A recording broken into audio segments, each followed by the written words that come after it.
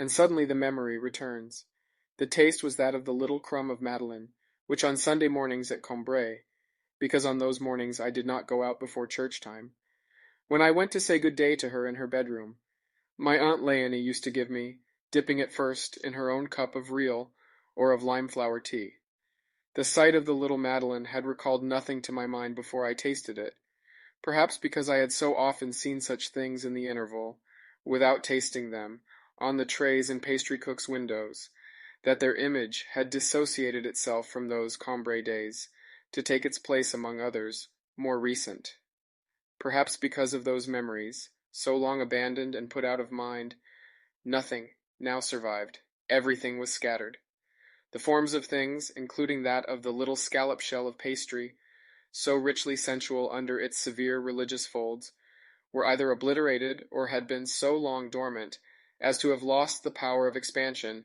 which would have allowed them to resume their place in my consciousness. But when from a long distant past nothing subsists, after the people are dead, after the things are broken and scattered, still, alone, more fragile but with more vitality, more unsubstantial, more persistent, more faithful, the smell and taste of things remain poised a long time like souls, ready to remind us, waiting and hoping for their moment amid the ruins of all the rest, and bear unfaltering, in the tiny and almost impalpable drop of their essence, the vast structure of recollection. And once I had recognized the taste of the crumb of Madeleine soaked in her decoction of lime flowers which my aunt used to give me, although I did not yet know and must long postpone the discovery of why this memory made me so happy. Immediately the old grey house upon the street, where her room was, rose up like the scenery of a theatre to attach itself to the little pavilion, opening onto the garden, which had been built out behind it for my parents, the isolated panel which until that moment had been all that I could see. And with the house the town, from morning to night and in all weathers,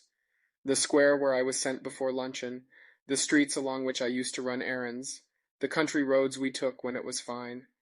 and just as the Japanese amuse themselves by filling a porcelain bowl with water and steeping in it little crumbs of paper, which until then are without character or form, but, the moment they become wet, stretch themselves and bend, take on color and distinctive shape, become flowers or houses or people, permanent and recognizable.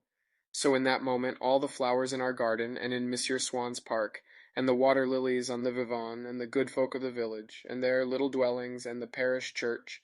and the whole of Combray, and of its surroundings, taking their proper shapes and growing solid, sprang into being, town and gardens alike, from my cup of tea.